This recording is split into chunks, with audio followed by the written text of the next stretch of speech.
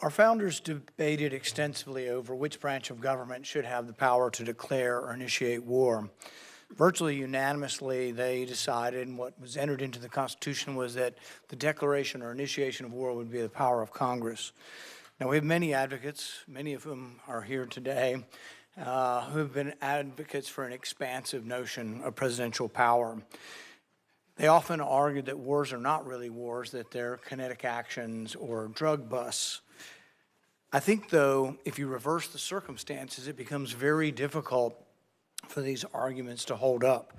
So I would ask you, if a foreign country bombed our air defense missiles, captured and removed our president, and blockaded our country, would that be considered an act of war? Well, I think your question is about and I will acknowledge you've been very consistent on all these points the entire career. So let me no matter who's in charge. So I will point to two things. The first is it's hard for us to conceive that an operation that lasted about 4.5 hours and was a law enforcement operation to capture someone we don't recognize as a head of state, indicted in the United States, wanted with a $50 million bounty. My question would be, if it only took 4 hours to take our president, it's very short, nobody dies on the other side, nobody dies on our side, it's perfect.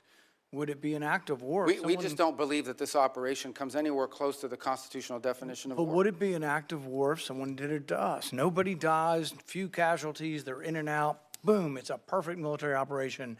Would that be an act of war? Of course it would be an act of war. I'm probably the most anti-war person in the Senate, and I would vote to declare war if someone invaded our country and took our president.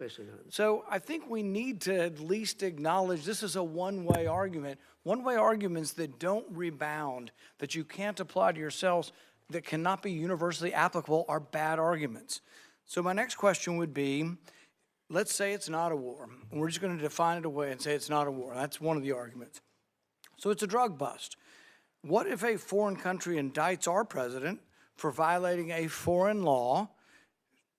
Should we extradite our president, or should we be okay if they come in and get him by force? Look, I think ultimately we're always going to act in our national interest. And so if somebody comes after our national interest, like the case you've described, which obviously does not exist at this time, but the case you've described, the U.S. always has the right to act in its national interest and to protect itself. So really I don't know about this equivalency. Well, does this justify them doing it? We're always going to do what's best for the United States and America. We're always going to protect our system. But the point isn't, and you're exactly right, we will act in our national interest, and we should. So I'm not disagreeing with you at all.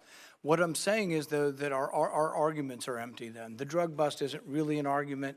It's a ruse. The war argument, not a war, is a ruse. It's not a real argument. And we do what we do because we have the force, we have the might, we do it because it's in our interest. So we wouldn't let anybody come in, bomb us, blockade us, and take our president. You know, we've had arguments about legitimate, illegitimate presidents, bad elections, rigged elections. So there's all kinds of same arguments that we've had in our country that they've had in Venezuela. But we wouldn't argue for an indictment. And these things aren't idle speculation. I mean, Netanyahu's been indicted by the ICC. And one of the reasons I object to being part of the ICC, and I would say you and the administration probably agree, is we're not going to let any international council indict our president and arrest him somewhere on foreign soil. We're not going to do that. We actually, most of us probably object to indicting Netanyahu in that way as well. So I think the arguments are invalid. So we did get the legal opinion that Senator Kaine referred to, the OLC opinion, Office of Legal Counsel. And I think a lot of it's been released. Plus, they came to our caucus and talked most of it open about everything they had classified. So I will talk about at least one of the arguments. They say this war wasn't a constitutional war, therefore it doesn't rise to the constitutional notion of us declaring or having to initiate the war. It just doesn't rise. And one of their main arguments was not enough people died. And so there is some number that they aren't specific, but there is some number. I would assume, although I'm not positive, but the 50, 60,000 soldiers who died in Vietnam might be enough for them to call that a war. But here's the problem. It isn't the number, it's that it happens in retrospect. See, our founders gave us the power to initiate or declare war. They didn't give us other powers to execute the war. Those are left to the president. But if we have to wait to see how many people are killed, we have to wait, as they describe it, as the scope, nature, and extent. If we have to wait to see the scope, nature, and extent, the war has been going on for some time. It's hard to vote to initiate a war that's been going on. And we can say this war is over, but we're still blockading it, and we may go back in.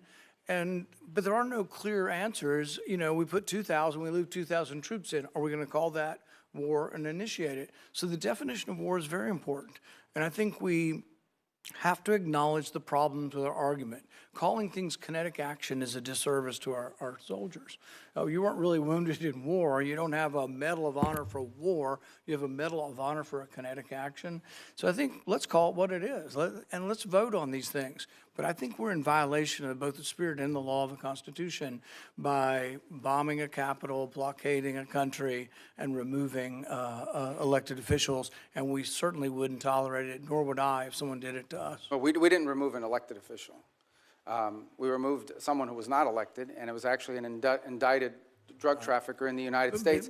And their system— Our laws, indicted under our laws. Look, Bolsonaro says that Da Silva is not really the president of Brazil. Our president said Biden wasn't really the president. Hillary Clinton said in 2016 Trump wasn't the president. So you have these arguments, and I agree with you. It probably was, and most likely was, most assuredly was a bad election. He wasn't really elected. But at the same time, if that's our predicate, and you don't have to come to us because it's a drug bust, we're just removing somebody, you can see where it leads to, and it leads to chaos.